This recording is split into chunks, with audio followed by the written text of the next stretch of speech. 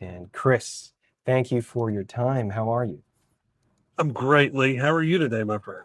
I'm good. I'm good. Happy that you're here. Happy to know your story. So I'll just ask Sure. the question that I ask every guest, the first question I ask every guest, because I believe the audience wants to know, and I want to know as well. Who is Chris outside of his profession, outside of real estate, outside of business? Who are you? Right. I am a believer. I am a husband and I am a father. I state them in that order on purpose. God is the most important thing in my life. I'm married to my best friend. We've been married. It will be 30 years in this month, actually May 18th. So 30 years marriage. And I have a 24-year-old son who's getting married in July. And we're excited about that. We're excited about that. And then I have a 21-year-old daughter. So we're on the back end of the family life, but enjoying each other, and that's who I am. You're living the life, I'd say. And who wouldn't be excited for that? Congratulations, by the way, to your son and to your Thank you. family. I'm Yeah, genuinely happy to hear that you're living your life enjoying. Can you tell me something interesting about yourself? Maybe something, most people don't know, so maybe a fun fact. sure. I because it's been so long ago, I did play college basketball for a year. My whole goal in high school was to play college basketball. That's really all I thought about. I made good grades in high school. High school was not hard for me. Um, and, uh, and all I thought about was playing college basketball. So I did. I played at the University of the South at Swanee. It's up near Nashville, and D3. So I didn't get a scholarship, but I played, and I got up there and I realized something about setting, it taught me about setting goals, to be honest with you, because that was my goal. And once I had achieved that goal, I didn't have a next step in mind. I wasn't going to play professionally. That was that wasn't going to happen. And playing a college sport is difficult. And I started realizing how hard it was. And so I said, okay, I've accomplished my goal. Time to go back and just graduate like a normal student does. And but yeah, it's uh, people see me. I'm 6'5", 250, so I'm a big guy, and they always ask me, did I play football or basketball? And yes, I'm able to say I played college ball, if only for a year. Oh, that's still something big. You still watch basketball? I'm a big basketball guy. Yeah, Oh, which love team? love the sport. Which team are you rooting for? So I grew up in Tennessee, in Chattanooga, and in Tennessee, you're taught to root for Tennessee and whoever plays Alabama that weekend.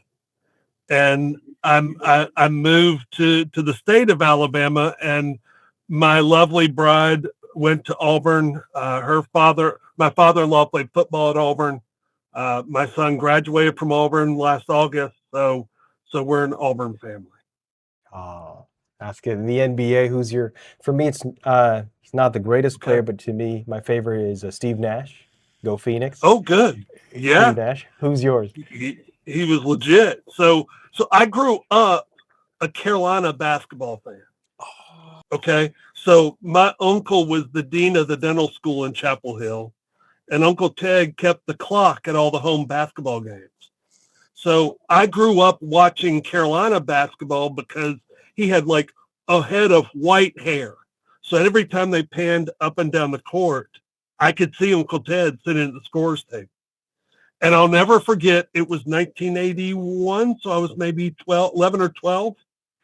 And He'd call me once a year, maybe, and just because he knew I liked Carolina ball. And he said, we've got a kid coming in next year. I think you're going to like him. His name is Michael. And, uh, Oh, and I I knew, became a I Jordan knew, fan I knew immediately. it. I knew it. I I'm knew it. legit Jordan fan. Who isn't? Yeah, he was fun to watch. And legit as well. He's the Mozart. He's the Mozart of Yes, basketball. 100%. No one's. yes. I would say Carolina. Vince Carter. Vince Carter's from there, right? Vinsanity Yeah. was there. Yeah, Yeah. yeah. When my son was 7 or 8, um, he was always wanting to watch Carolina ball with me too. So I called my uncle who was still around, and I said, "Hey, I'd like to bring Gray up to a basketball game." And it was when Tyler Hansbrough was still playing. And my son loved Tyler Hansbrough, so we were like, I said, "Look, I don't care if they're playing the Sisters of the Poor. We want to come up and see a game." He said, "Let me call you back." And about a day later, he called back and said, "Hey, I've got y'all 2 tickets for the Maryland game." At that time, Maryland was still in the ACC, and I said, "Ted, that's an ACC. That's a big time game." He said, "Y'all come up. You'll stay with me. Get to go to the museum in the Dean Dome. Get to watch Tyler Hansbrough play." I rented a car, and me and my son drove up. I'll never forget. It was a great time. It was a great time. Good memory. So Michael Jordan, Tyler Hansbrough, Vince Carter, James Worthy, I believe, is from North Carolina James as well. Worthy, James Sam Worthy, Perkins. Sam Mm-hmm. Perkins. Dang, a lot of. I Yeah, just realized a lot of legends from North Carolina. there are a lot of legends from North Carolina. Yeah, So and you grew up so there? Oh, go ahead. So no, I grew up in Chattanooga. okay, So my uncle was was there. So okay. You yeah, would visit. yep, yep. Gotcha. Well, that's an interesting fact, definitely. But now I would like to transition to what you do, your business, and your passion, Okay. how you built up yourself now. So you've built your work around impact and connection.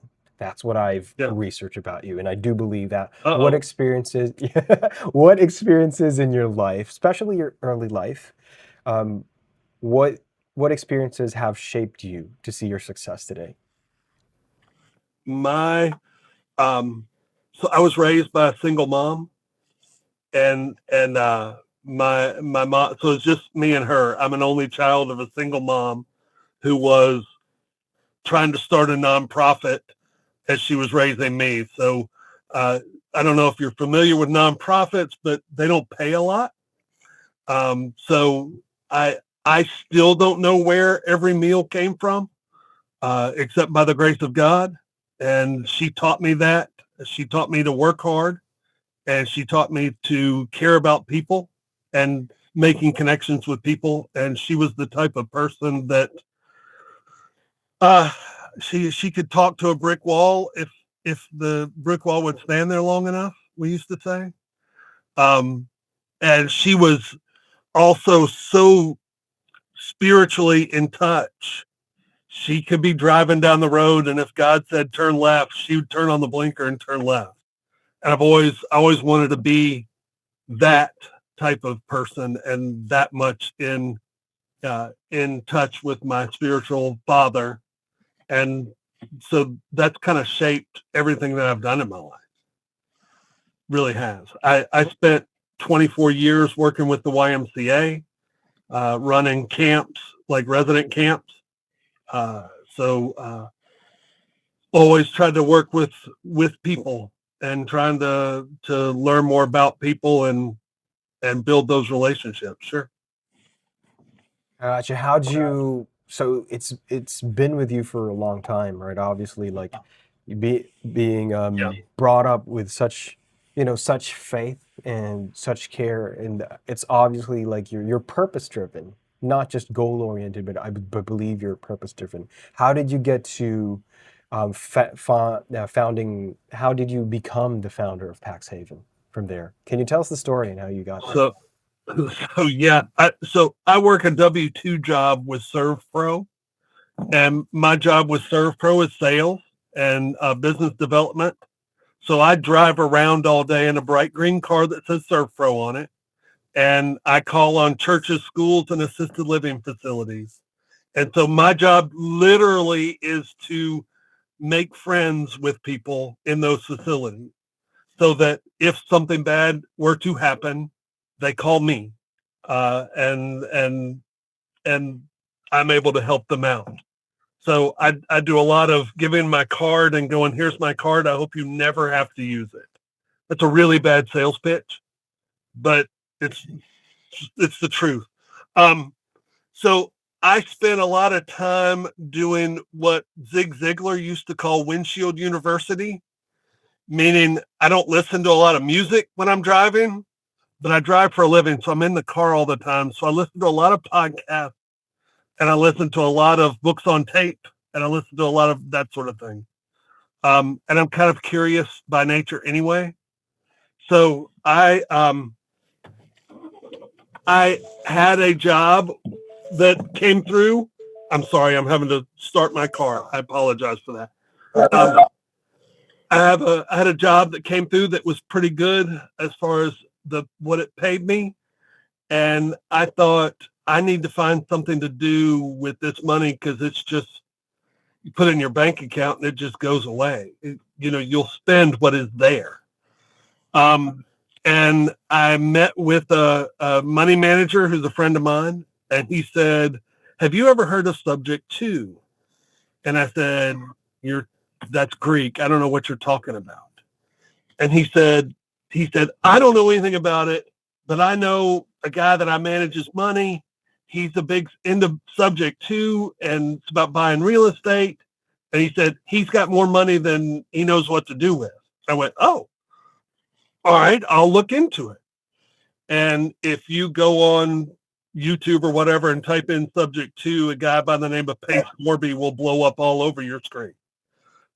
So I became a member of that group and learned a lot about real estate that I never thought I'd know, and started the process of meeting people that are also in that area and learning and growing. I haven't bought my first site yet, but as I was doing that, as I was going through that process of learning about Subject 2, the thought of buying a single family home and renting it out, I just never could really make the pencil sharp enough to go, that's good cash flow. It never made a lot of sense to me. So I started looking around for other options and became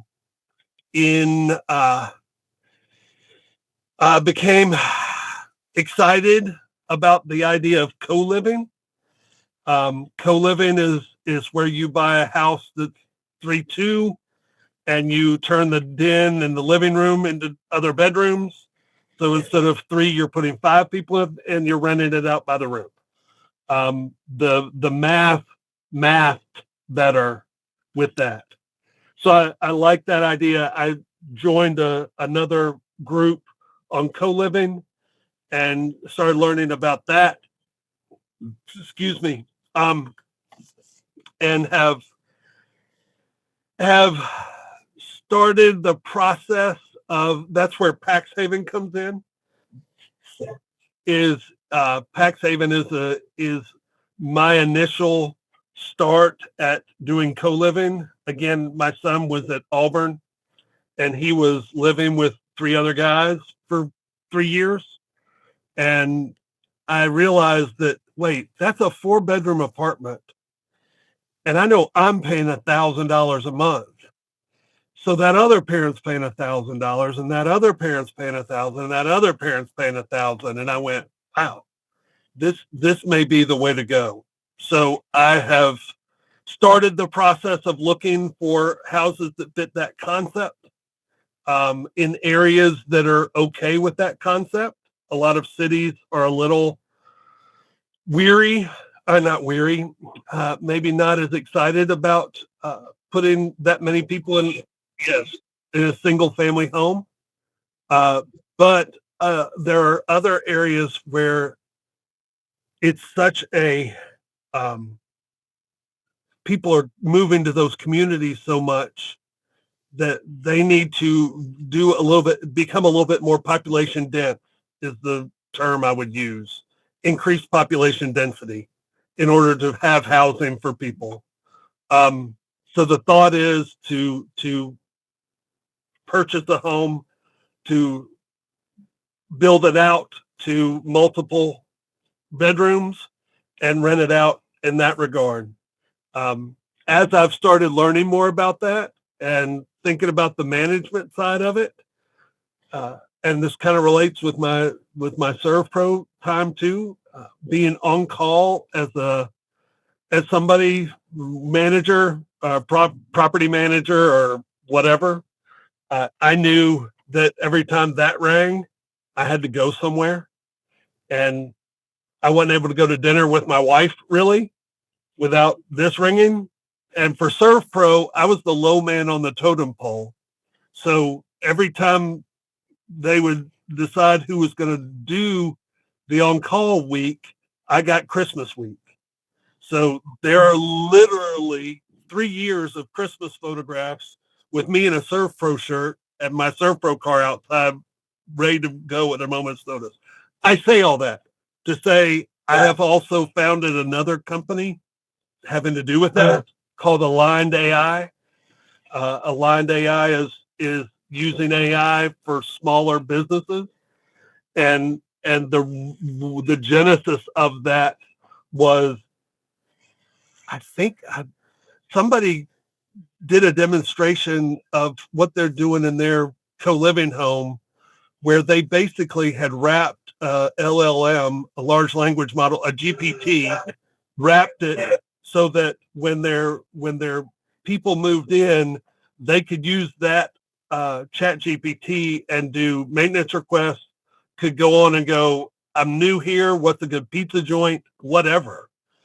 And I started thinking, I wonder if we can really tune that up some. And I sat down with a buddy of mine who owns, I think he owns 6 houses, maybe 7, but he owns several single family homes, and he self-manages. And he said the same thing I said. I can't go to dinner with my wife. I can't sleep good at night because at 2 a.m. somebody's going to call and there's going to be water coming through the ceiling, and I'm going to have to go. And so I built a voice agent that answers that call for him, so that if somebody does have that issue, they call, she answers while she's talking to them. She also goes to the website, calls the plumber, and dispatches the plumber to the site for him. So that, and then she sent him an email saying, hey, this is what I've done. And he was like, Chris, if we can do that, you just saved my marriage. And I was like, I can do that because I've spent some time and learned some stuff on how to build agents that work like that. And so I have an agent. She's called Hello Dondi. She's named after my late mom that I was telling you about. And so I'm working on sitting down with realtors and property managers and folks like that they depend on that and can't always answer it. So I'm excited about both of those. So I love the grind. I love the grind. Well, that's like the main thing that I got there. It's like with all of the story about like 3 Christmases having that, I really appreciate the grind and having that other business as well. But there's one thing that I want to go back to in real estate. Co-living is still relatively niche, especially in Tennessee, because we operate in Franklin. So yeah, co-living, I would say, is still relatively niche. But as a salesperson, what makes it a strong opportunity in today's real estate market? What do you think? So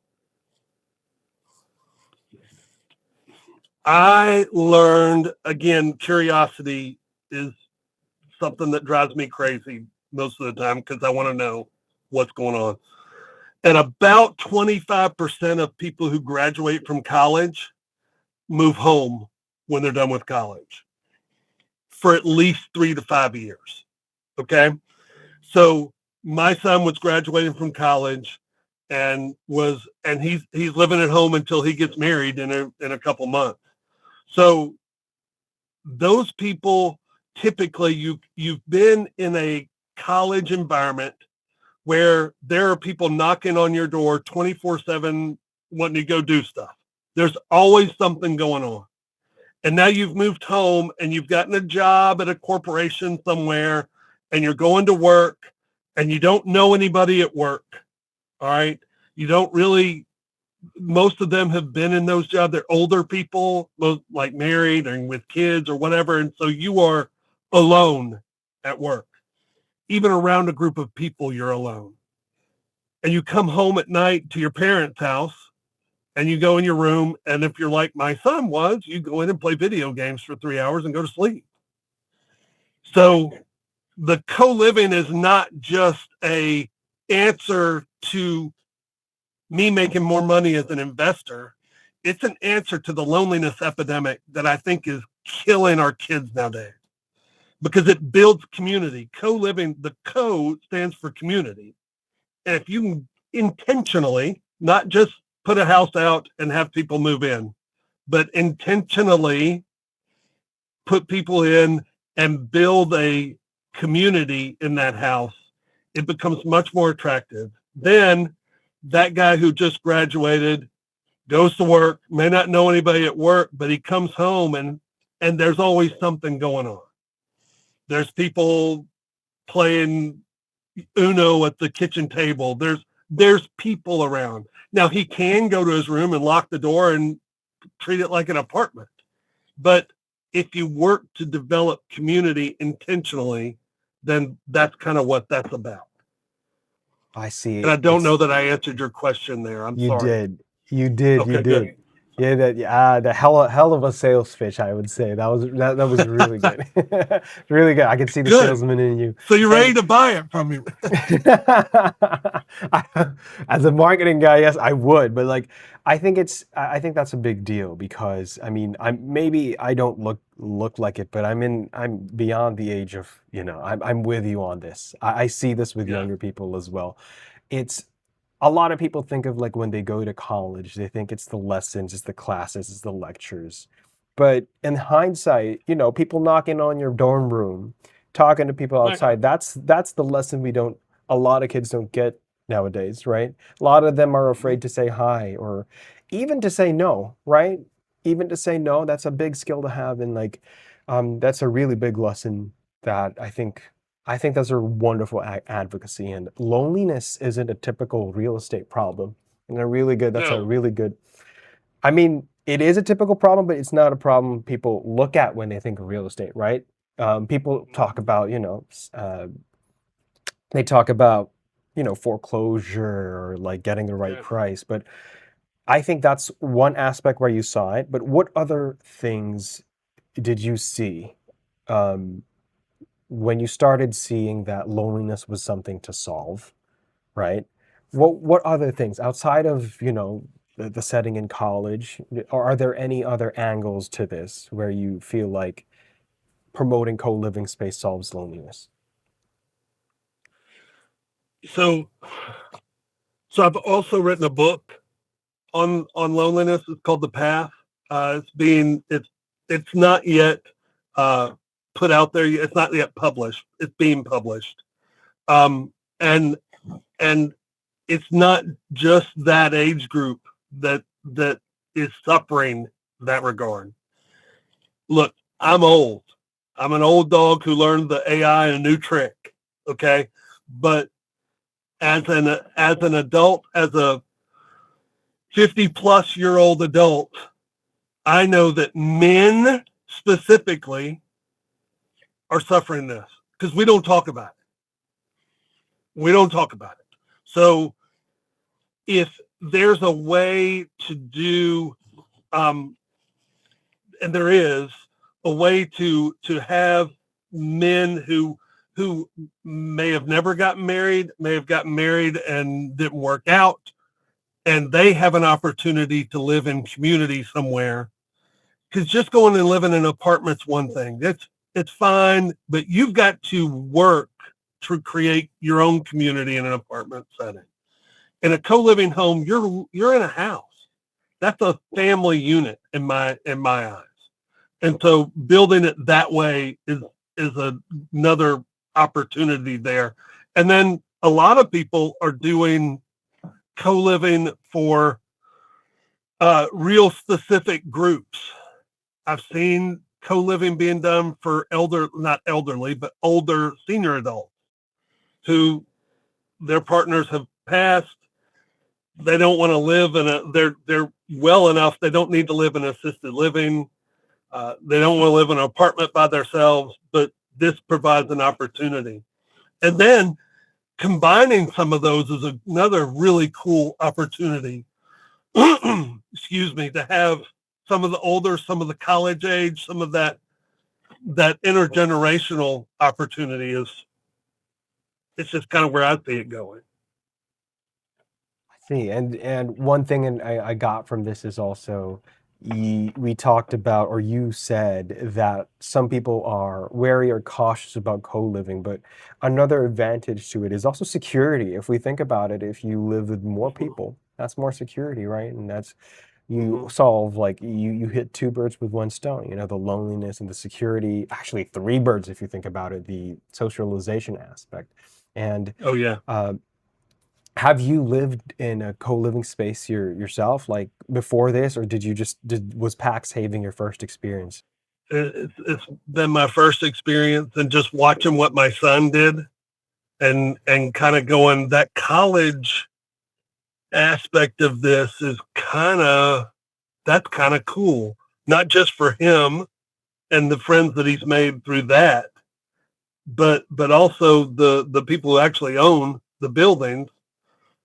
They're not just renting it to one family. They're renting it to several and making money off of the top of the whole thing. I don't In co-living homes. I think it's good to also. I don't charge electricity, water. That's all included in their room fee. So I'm not setting an electricity for one room and setting another bill for another room. So it's all included, which a lot of people like. They like to be able to get out and go, all right, I'm going to pay $400, and that's all I'm going to pay. Right? That I know what I'm going to pay every month. I don't have to worry about the electricity. I don't have to worry about the water bill and that's where the trash. That's one thing. So, Gotcha. Well, my last question for real estate, and then we'll circle back to getting to know you more, because in this podcast, like what I would always say, you know, although we would like to talk about real estate, our guests can talk about anything they would like to, and like we like to add something different. So my last question for real estate is, if someone wanted to start their own version of impact-driven real estate like yours, because that's what I would call it. It's impact-driven real estate, really. Um, mm-hmm. what's the first step they should take? Sure. I think in order to start what you define, and I appreciate the definition of impact real estate business opportunity, is to start in prayer, to find the community or group that you want to make the impact on through prayer, and then start researching it. Go on YouTube or Chat GPT and say, I want to make an impact with this group of people, and I want to do it uh, through real estate.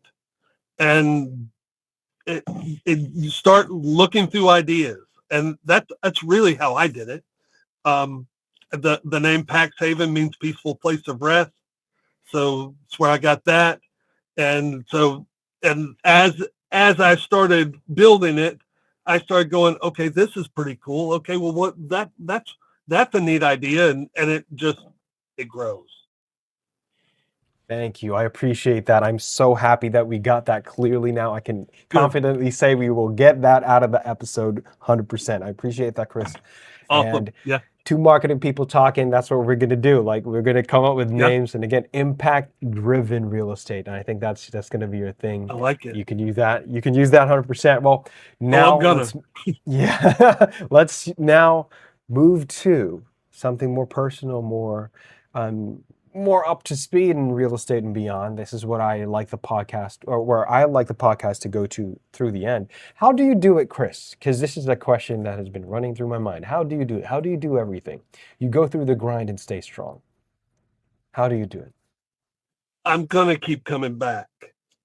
have a solid foundation of faith in my life, and a solid foundation of family, and that's the only way that I know to do it.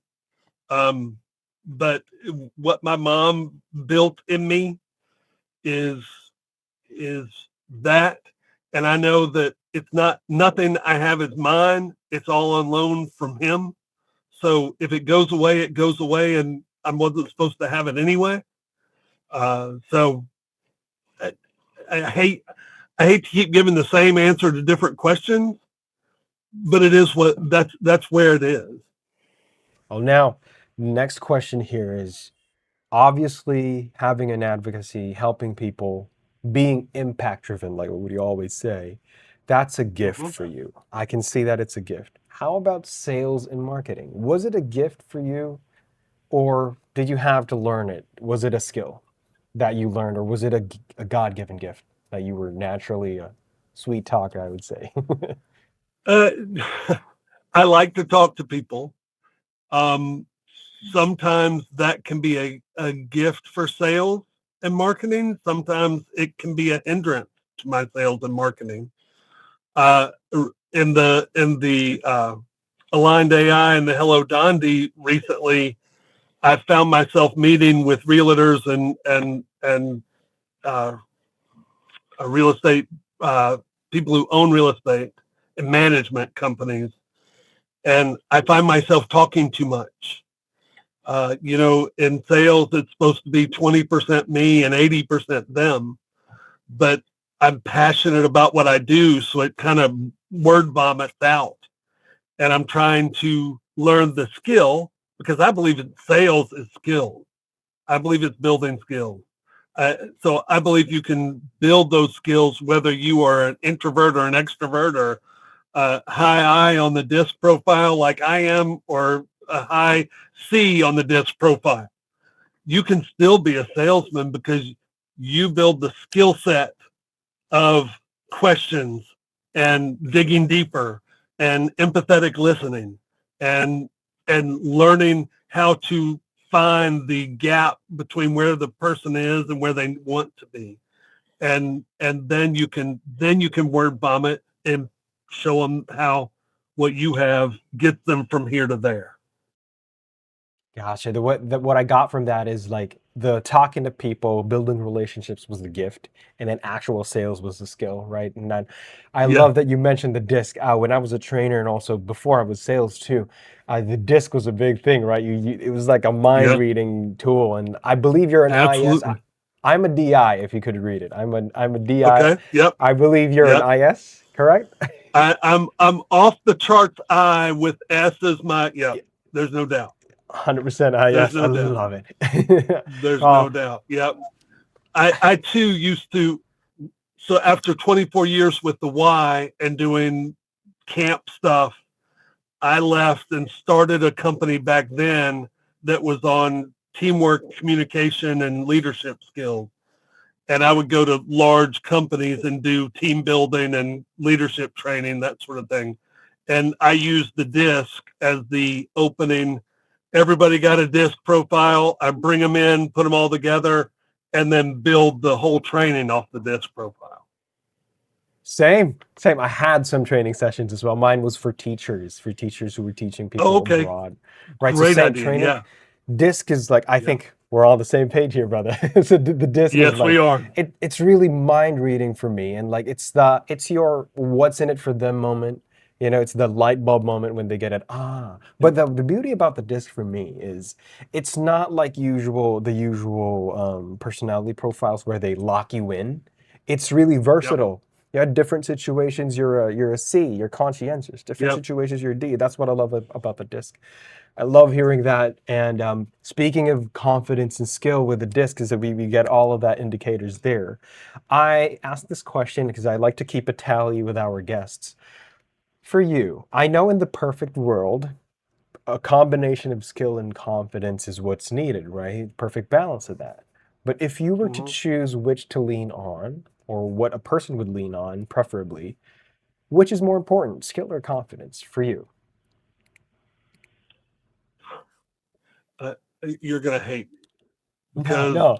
I'm going to say that skill is what I would lean on, because if I develop the skills, what do the skills give me? They give me confidence. So if I know that and that comes from years of playing basketball, if I know that I have the skill set and I learn this move or that move or whatever the case may be as far as a skill, then when I go into the game setting, I'm confident that I can perform that skill because I got that skill. Does that make sense? So I think skills lead to confidence. So skills is the answer to the question. I'm on your side on this. I'm not sure if some of the guests are going to be like, ooh, but I'm on your side on this 100%. Did I get it wrong? No. There's no wrong or right answer here. It's a tally. So some guests say confidence, some say skill. The confidence side also makes sense. So yeah, that's it. I like that you were able to answer that, and hopefully, when you get to watch the other guests as well, you can see their answer. We'll try to make some content out of that. But yeah, skill. I will argue with them in my head. Let's discuss. I would say discuss, not argue. Because I think both. Yeah, both are correct. A lot of love there. That's my competitive nature. I want to win. Oh yes, the Jordan in you. The Jordan. Yeah, in you. I got you. Yeah. Okay. Yeah. Never give up until your legs give out. Yeah, 100%. Yeah. Okay, so we have three. I don't want to keep you too long, but I have 3 questions in mind that I really want to know. And the last question is going to be, I think you're going to like it. But the first question, kind of like quick fire here, just 2 questions. If PaxHaven were a person, how would you describe its personality? Energetic, warm, comforting, a little loud, but completely friendly. I'm kind of describing my mom, to be honest with you, and with the Hello Dondi AI app, her motto was "I had fun today." So I built that into that on purpose, so that when she answers the phone, she's energetic, she's warm, she's calm. So I guess that's how I see everything that I've built. Does that make sense? And it's a reflection of her. It's a reflection of me too. I kind of describe myself, except I say kind of loud. With all honesty, I get that, and I think you've achieved that. Wonderful. I love it, and really love it. Next question. What's something about loneliness that most people misunderstand, completely misunderstand? That people can be lonely in a crowded room. That somebody can be going to church and sitting in a room of 2,000 people who are Christian and be utterly and completely by themselves. The Surgeon General said that loneliness is the equivalent to your health of smoking 2 packs of cigarettes a day. So if somebody is sitting in your church pews and completely lonely, they are at risk to be dead quickly. Shortens the life. I agree with you. We were built by God to serve each other. 100%. 100%. Well, last question. What would be your message to our audience? Any advice, any last statement? I would like to hear, we would like to hear your last statement for us. Message to our audience. That it doesn't matter where you are in life, start something. In other words, find something that drives you passionately and do it. And don't wait around. Just go out and start flailing, because you're going to learn more by making mistakes than you are by getting it right. So that would be my word to anybody. And read a lot of books. All right, Chris, thank you very much. That's it for the podcast. I 100% appreciate your time, appreciate all of the insight, and of course, I wish you the best. Also, hopefully we can do a second episode. You let me know anytime. I'm happy to I enjoy doing it. My son and I used to do a podcast on Auburn basketball after every game. So I can talk with the best of them. So you let me know when you want me back. I'll be happy to. Yeah, so we would love recognition. Well, thank you very much, Chris, and I hope you have a great day. You too.